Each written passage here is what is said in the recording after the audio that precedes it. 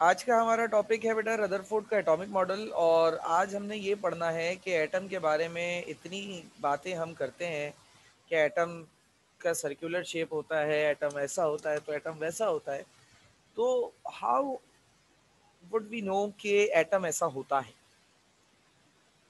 सबसे पहले एटम के स्ट्रक्चर के हवाले से जे थॉमसन ने बात की थी। थोड़ा सा बैकग्राउंड बता दूं। 1898 में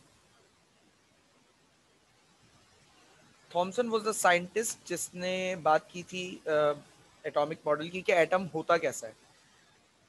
उसने अपना एक मॉडल दिया था जिसे हम कहते हैं प्लम पुडिंग मॉडल। और बड़ा ही कोई बद्धा किस्म का मॉडल था। उसने कहा था एटम का कोई रेगुलर शेप नहीं होता लाइक अमीबा। एटम का इरेगुलर शेप होता है जिसमें नेगेटिव और पॉजिटिव चार्जेस रैंडमली डिस्पर्स्ड होते हैं।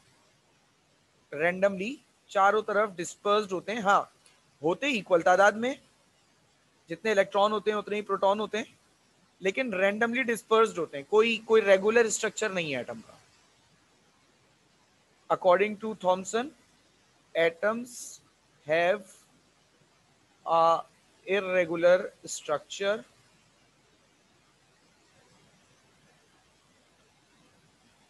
in which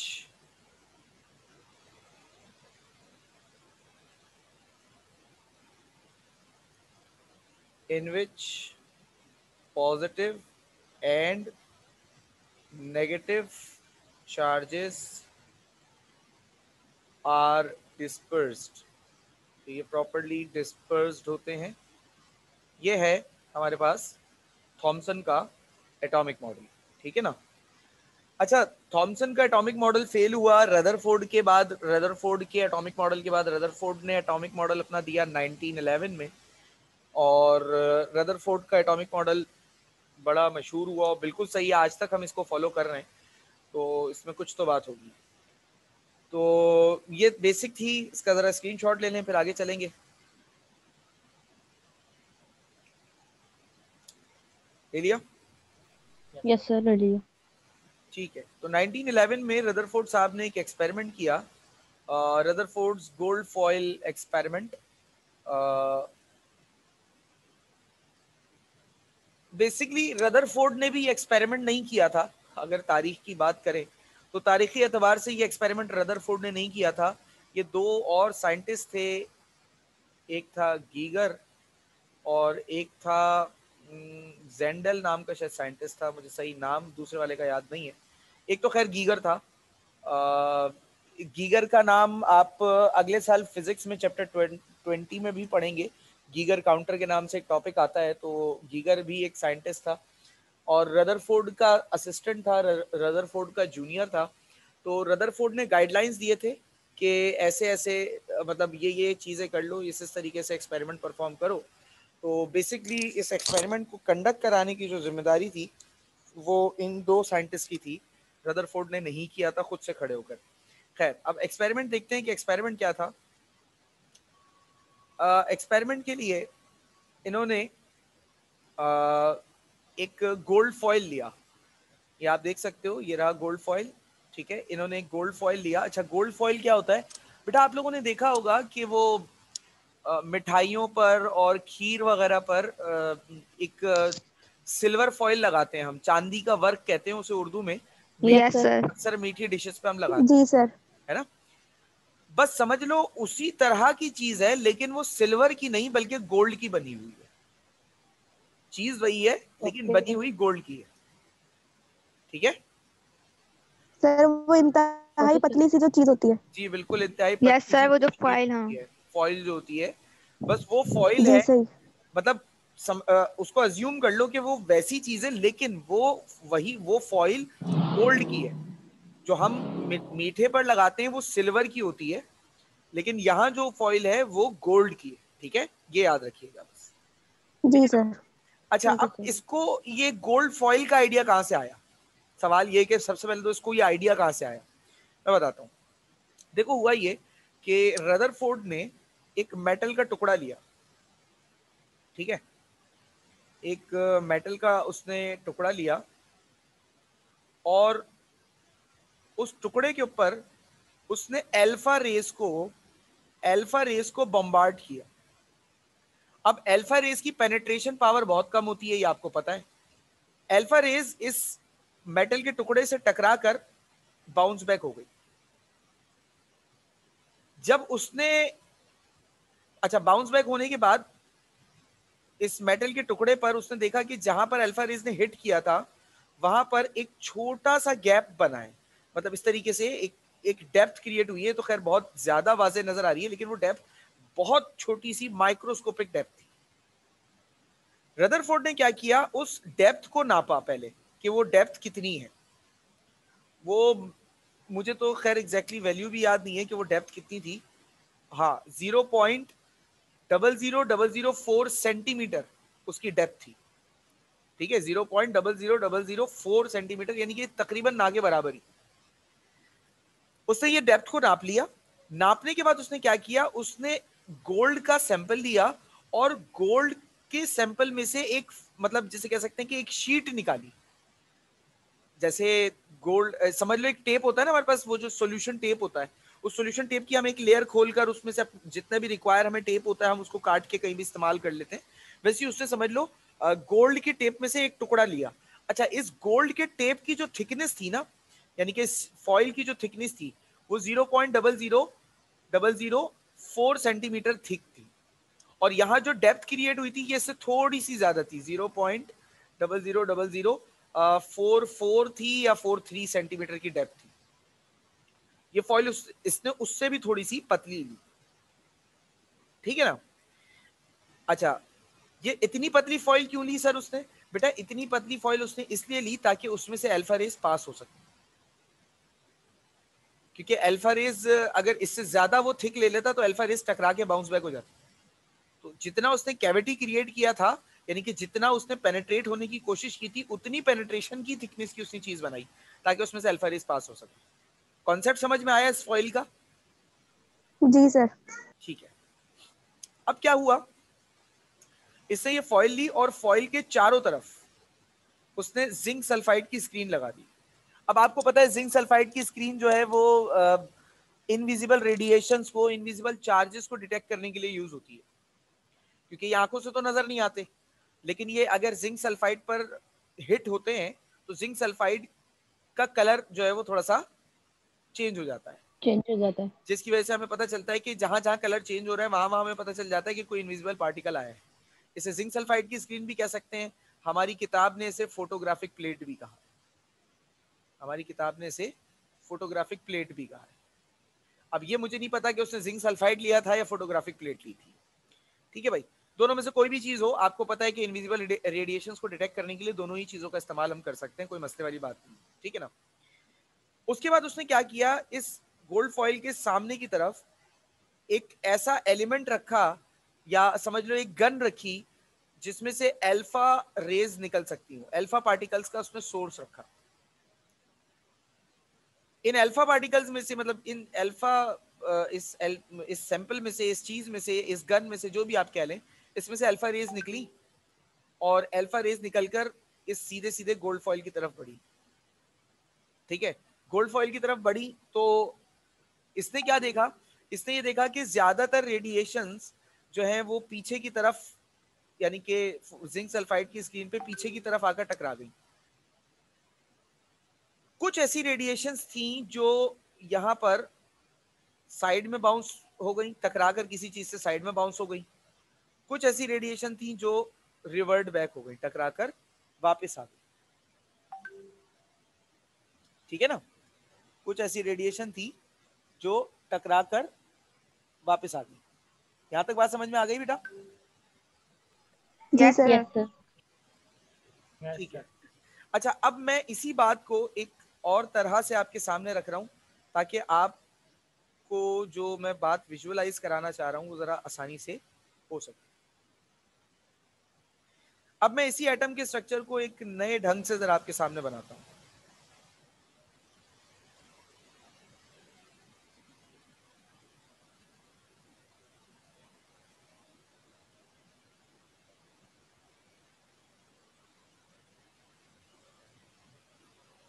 अब गोल्ड फॉइल इतना ज्यादा थिन है, इतना पतली मैंने शीट बनाई हुई है गोल्ड की कि हम ये मान सकते हैं कि ये एक एटॉमिक लेयर है, यानी कि एक ही एटम की लेयर है, ऐसा हम मान लेते हैं या मान सकते हैं। ये इतनी पतली है साइज में, ठीक है।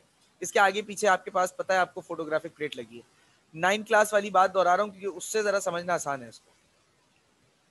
अब देखो होता क्या है कि ज्यादातर अल्फा रेज जब ये गुजरती हैं तो ये सीधे सीधे क्यों पास ऑन हो जाती हैं, क्योंकि इनके रास्ते में कोई रुकावट ही नहीं है, इनको कोई रोकने वाला ही नहीं है। ये आराम से बिल्कुल सीधे सीधे सीधे सीधे, कोई रुकावट नहीं है, सीधे सीधे पास हो।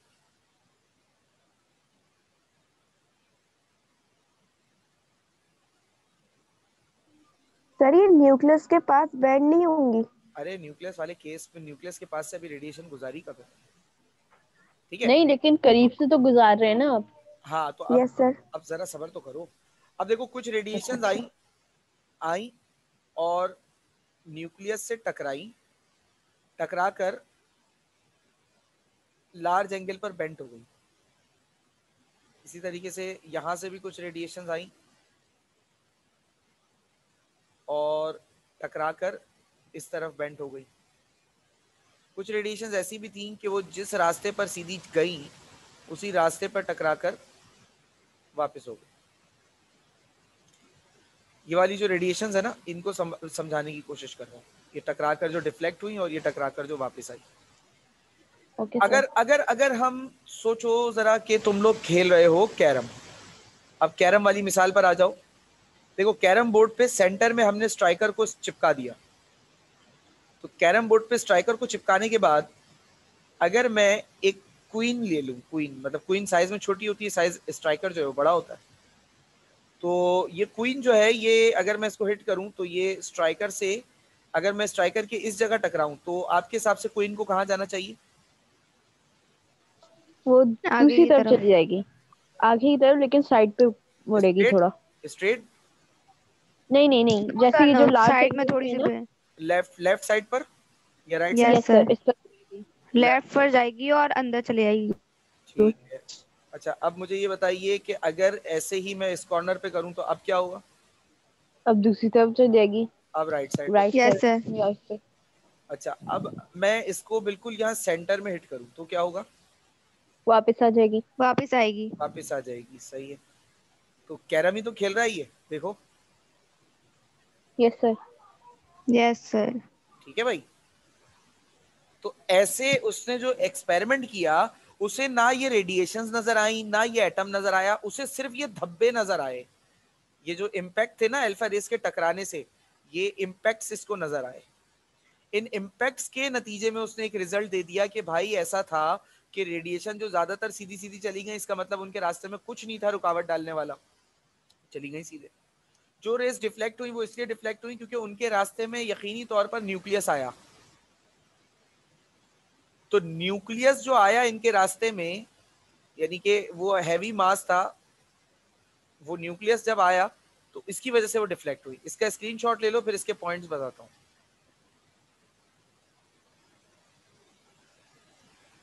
ले लिया? Yes sir. एक्सपेरिमेंट समझ में आ गया इसका पूरा?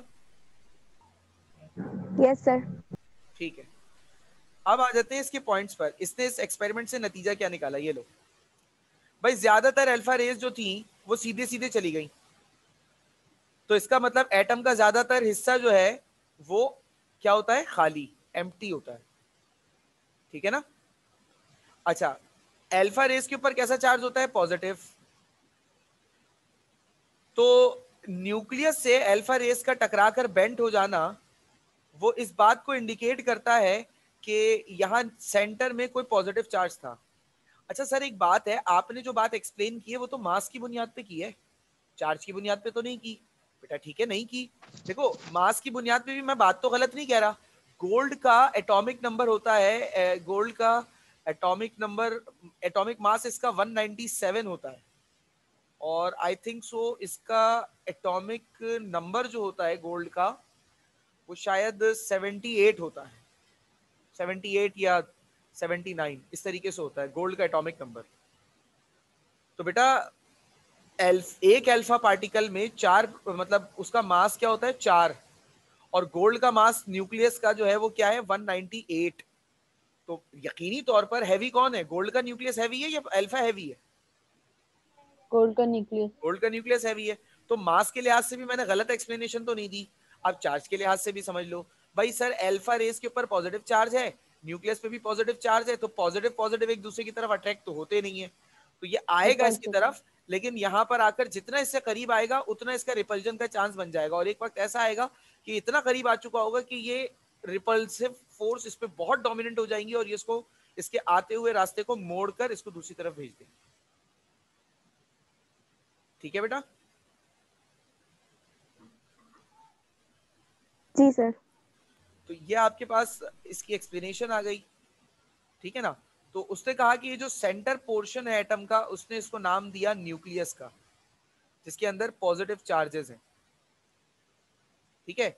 उसके बाद उसने कहा कि एटम का सारा मास सेंटर में होता है, मतलब न्यूक्लियस में होता है, यानी कि सारा का सारा वजन प्रोटॉन्स का होता है। उसने ये बात कही, और ये बात उसको एक्सपेरिमेंटली नजर आ रही थी। चार्ज की बात को हटाकर अगर मास की बुनियाद पे बात को रखें तो उसको ये सारी बात समझ में आ रही थी। ठीक है ना? उसके बाद उसने कहा कि भाई इलेक्ट्रॉन्स जो है ना, वो न्यूक्लियस के अराउंड डिस्ट्रीब्यूटेड होते हैं। ठीक है ना? न्यूक्लियस के अराउंड डिस्ट्रीब्यूटेड होते हैं। क्लियर हो रही है बात? अच्छा, अब एक यस बात सर। है तो कि सर इलेक्ट्रॉन्स के बारे में तो ये कहा जाता है कि वो रिवॉल्व करते हैं, तो हाँ, उसको रदरफोर्ड को कैसे पता चला कि इलेक्ट्रॉन रिवॉल्व कर रहे हैं? तो मैं इसके लिए फिर एक एटम तुम्हारे सामने बनाता हूँ। ये प्रो न्यूक्लियस आ गया, ये अब इसके शेल्स हैं। अब मान लो ये वाला ऑर्बिटल है, ठीक है? यहां से एक रेडिएशन गुजरी, और इस जगह से एक रेडिएशन गुजरी, और इसके बिल्कुल टॉप साइड से एक रेडिएशन गुजरी। अब जरा गौर करूं, एक बात बताओ, अगर बैटरी का पॉजिटिव और नेगेटिव टर्मिनल आपस में मिला दूं तो क्या होगा? धमाका हो जाएगा। स्पार्क होगा। और अगर बहुत ज्यादा वोल्टेज होगा तो वही होगा जो तुमने कहा बेटा, धमाका। लेकिन हम कह रहे हैं छोटी सी बैटरी लिए, दोनों टर्मिनल्स को आपस में मिला दूंगा तो क्या होगा भाई? सर स्पार्क होगा, है ना? अल्फा पर कौन सा चार्ज होता है यस बेटा? सर। पॉजिटिव। और पॉजिटिव। इलेक्ट्रॉन पर? नेगेटिव। नेगेटिव। जब ये अल्फा रेस गुजर रही थी ना, तो इसको जगह जगह पर स्पार्क मिला। इसने क्या किया, इसने उन स्पार्क की पोजीशंस को डॉट से आइडेंटिफाई कर दिया, मतलब इसने डॉट मार्क कर दिया। जहां जहां इसको स्पार्क नजर आया, इसने डायग्रामेटिकली उस पर डॉट मार्क कर दिया। बाद में उन सारे डॉट्स को जब इसने मिलाया तो वो एक सर्कल बन गया। तो इसके बाद उसने कहा कि electrons revolve around the nucleus in a circular path. ऐसे पता चला। ठीक है? लेकिन रिवॉल्व एक ऐसा होता है कि घूम रहे हैं, सही है। अब उसको कैसे पता कि ये जो एक डॉट है, ये मतलब ये वही एक इलेक्ट्रॉन है, वो एक ही जगह घूम रहा है उसी सर्कल में। उसको कैसे पता चला? ये पता चला कि वो घूम रहे हैं। हो सकता है वो वहीं पे खड़े हुए हो, इलेक्ट्रॉन नहीं ना, घूम ही नहीं रहे हो। नहीं, इलेक्ट्रॉन घूम रहे हैं। देखो, अगर अगर इस तुम्हारी बात को मैं मान भी लूं थोड़ी देर के लिए, तो जब रेडिएशन एक बार गुजरी तो स्पार्क उसे यहाँ मिला, अगली बार इसी रास्ते पे रेडिएशन गुजरी, स्पार्क यहाँ मिलने की जगह यहाँ मिला, तो इसका मतलब क्या हुआ? इलेक्ट्रॉन ने जगह बदली ना। अच्छा सही। Okay sir. ठीक है? यस और सर। कोई सवाल? अच्छा ठीक है, नो आगे चलते हैं। सर। अच्छा, उसके अच्छा बाद सर, उसने, एक और क्वेश्चन। हाँ बेटा बोलो। सही, जो स्पार्क है ये, यानी इसको एनर्जी मिल रही है? नहीं नहीं, स्पार्क तो बेसिकली जो इलेक्ट्रिसिटी की अगर मैं बात करूं, तो इलेक्ट्रिक टर्मिनल्स में अगर आपने कोई रेजिस्टर बीच में फिट नहीं किया तार के, और दोनों तारों को आप हम्म। आपस में मिला दो, तो शॉक होता है, स्पार्क होता है। ओके। तो ये वही सही। है, तो पॉजिटिव इसकी वजह नेगेटिव से कोई चार्जेस मिल। एनर्जी वगैरह नहीं मिलती? हाँ, मतलब ये इलेक्ट्रिकल एनर्जी है बेसिकली। स्पार्क क्या है? इलेक्ट्रिकल एनर्जी तो की वजह से तो होता है, जो कि हीट में कन्वर्ट हो जाती है। सही। तो अब चूंकि ओके। इलेक्ट्रॉन का चार्ज कोई बहुत ज्यादा नहीं होता है, एक इलेक्ट्रॉन का चार्ज, इसलिए जो स्पार्क प्रोड्यूस होता है वो इतना ज्यादा जैसे कह सकते हैं कि खतरनाक नहीं होता। ठीक है, ओके सर। और कोई सवाल? सही।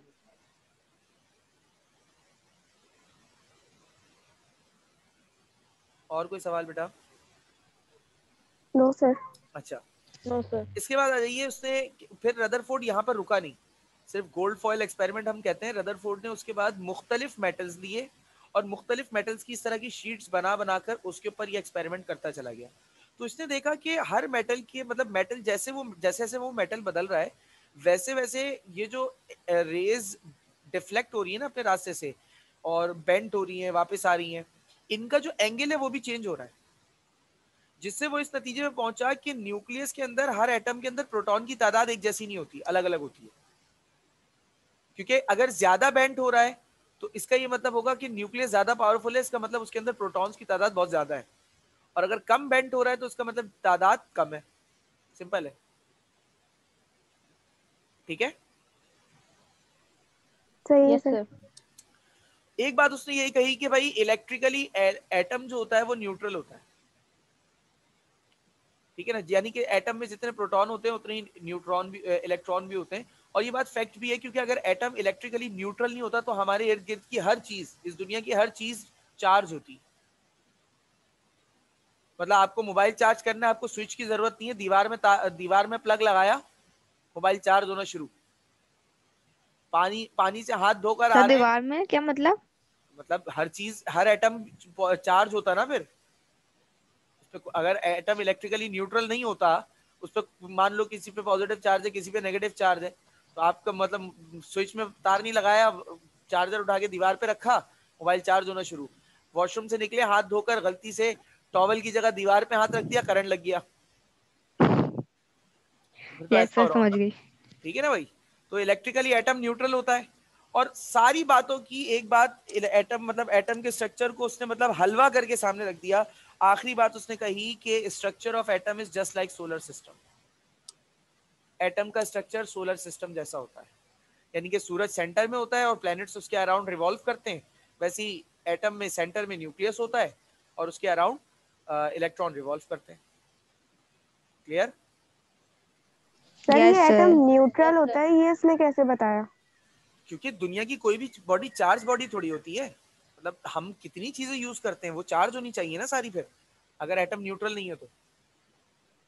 यस सर, वो तो सही है, पर मतलब उसने एक्सपेरिमेंट किया ना, तो उसमें मतलब इतनी चीजें उसने बताई हैं, तो कहीं ना कहीं उसने ये भी ऑब्जर्व ही किया होगा शायद।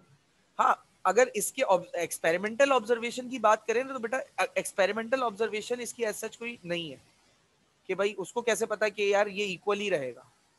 इसकी सिर्फ एक प्रैक्टिकल ऑब्जर्वेशन है, और वो प्रैक्टिकल ऑब्जर्वेशन ये कि अगर एटम न्यूट्रल नहीं है, मतलब गोल्ड के टुकड़े को ही वो जब छूता तो उसको मतलब अगर मिसाल के तौर पे गोल्ड इलेक्ट्रिकली न्यूट्रल नहीं होता, पॉजिटिवली चार्ज होता फॉर एग्जांपल, तो नेगेटिव की तरफ अट्रैक्ट हो जाना चाहिए था, और अगर नेगेटिव होता तो सही है पॉजिटिव की सर। तरफ अट्रैक्ट हो जाना चाहिए था। तो ये प्रैक्टिकल एग्जाम्पल है, एक्सपेरिमेंटल नहीं है ये। ठीक जी है, सर।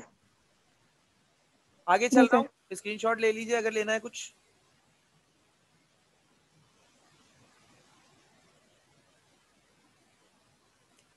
ये आ गया ले एटम लिया। का एटॉमिक मॉडल। ठीक है, मतलब एटम ऐसा होता है जैसा सारा वो बता चुका है। मैं आ जाता हूँ मेन चीज पर। सर जी बेटा। एक दफा पीछे कर दें, स्क्रीनशॉट ले लें। बेटा वो तो इरेज हो गया होगा।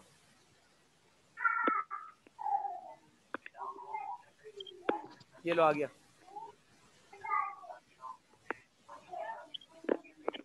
ओके सर, ले लिया। हम आ जाते हैं मेन चीज पर भाई, रदरफोर्ड के एटॉमिक मॉडल की खामियां। भाई क्लासिकल फिजिक्स कहती है कि कोई भी चार्ज बॉडी जब मूव करती है, यानी कि कोई भी ऐसी बॉडी जिस पर चार्ज हो, जब वो मूव करती है तो वो एनर्जी डेसिपेट करती है, यानी एनर्जी खर्च करती है। ठीक है, ये क्लासिकल फिजिक्स की थ्योरी है। तो इलेक्ट्रॉन के हवाले से रदरफोर्ड ने कहा कि वो एटम में कंटिन्यूसली रिवॉल्व करता है। ठीक है, कंटिन्यूसली वो एटम में रिवॉल्व करता है। तो अगर एटम में कंटिन्यूसली वो रिवॉल्व करता है तो उसको भी अपनी एनर्जी डेसिपेट करनी चाहिए, खर्च करनी चाहिए। और कभी ना कभी तो ऐसा होगा, मतलब अल्लाह ने जब एटम को खल्क किया, मिसाल के तौर पे 100 जूल की एनर्जी देकर पैदा कर दिया एटम को, आहिस्ता आहिस्ता अजल से लेकर इलेक्ट्रॉन घूम रहा है एटम में कंटिन्यूसली, तो आहिस्ता आहिस्ता इसकी एनर्जी कम होती रहेगी। कभी ना कभी तो ऐसा होगा कि इसकी एनर्जी 0 जूल हो जाएगी। तो जिस वक्त इसकी एनर्जी 0 होगी उस वक्त इसको न्यूक्लियस पे गिर जाना चाहिए। क्या ख्याल है? जी सर। Yes sir. लेकिन ऐसा कभी नहीं होता। और याद यस सर, रखो क्योंकि अगर कभी एनर्जी ऐसा हो खत्म गया, नहीं होती ना। और अगर याद रखो कभी अगर ऐसा हो गया तो दुनिया तबाह हो जाएगी। अगर इलेक्ट्रॉन कभी प्रोटॉन न्यूक्लियस पर गिरा तो दुनिया तबाह हो जाएगी। क्यों? क्योंकि मैटर का सबसे बेसिक कॉन्स्टिट्यूएंट होता है एटम। इलेक्ट्रॉन न्यूक्लियस पर गिरेगा तो एटम डिस्ट्रॉय हो जाएगा। एटम डिस्ट्रॉय हो जाएगा। एटम डिस्ट्रॉय हुआ तो मैटर डिस्ट्रॉय हो जाएगा बेटा, और मैटर डिस्ट्रॉय होने हाँ का वो यस तो मतलब सर, क्या है? सब खत्म। दुनिया खत्म। Yes sir. सर लेकिन इलेक्ट्रॉन गिरे, मतलब इलेक्ट्रॉन में कोई वो नहीं बची, कोई एनर्जी नहीं बची, यानी कोई 0 जूल हो गया, तो वो जब गिरेगा तो फिर क्यों होगा मसला? नहीं, पहली गिरता नहीं है, ये तो ख्याल है ना भाई। क्लासिकल फिजिक्स कहती है चार्ज अच्छा बॉडी अच्छा। मूव करेगी एनर्जी खर्च करेगी, इलेक्ट्रॉन को भी खर्च करनी चाहिए। तो उसने बोला हाँ, जी। तो खर्च करता रहेगा, कभी ना कभी तो ऐसा होगा कि इसकी एनर्जी 0 हो। उसने बोला हाँ। सर पर खर्च करेगा, गेन हम्म। भी तो होती रहेगी, मतलब गेन भी करता रहेगा। गेन भी दोनों काम करेगा, हो रहे होंगे सही है, जब भी तो ये हो रहा है। ठीक है। लेकिन गेन करने का उस वक्त यहाँ पर कॉन्सेप्ट नहीं है ना। बात ये कि सही है, गेन करने का ऑप्शन है। मैं एक एटम को आज जो है वो एक डब्बे में बंद कर दूं और बंद करके रख दूं, और उसके बाद अपनी 7 नस्लों को वसीयत करके जाऊं कि जब तक ये एटम तबाह नहीं होता इस डब्बे को खोलना नहीं, इसको कोई एनर्जी मत देना। अब एनर्जी कहाँ से आ रही है? तबाह तो तो होता भी जो नहीं। है वो खर्च हो रही है, वो खर्च भी तो नहीं कर रहा।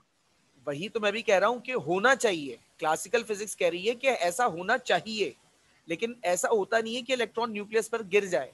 ऐसा होता नहीं है। तो ये उससे पूछा कि भाई क्यों? तो सर अगर, वजह। तो ये वजह तो अभी बताएंगे ना, अभी तो सिर्फ खराबी बता रहे हैं, वजह बोहर में बताएंगे। सही है भाई? अच्छा अच्छा। सही। ठीक है, चलो आगे चलते हैं। ये पहला डिफेक्ट समझ गए हो तो फिर आगे चलते हैं। अब दूसरा डिफेक्ट तो कल वाला है। कल मैंने तुम लोग को स्पेक्ट्रम समझाया था, वो इसीलिए मेहनत कर रहा था मैं सारी। भाई एटम में इलेक्ट्रॉन कंटिन्यूसली रिवॉल्व करता रहता है, कंटिन्यूसली रिवॉल्व करता रहता है।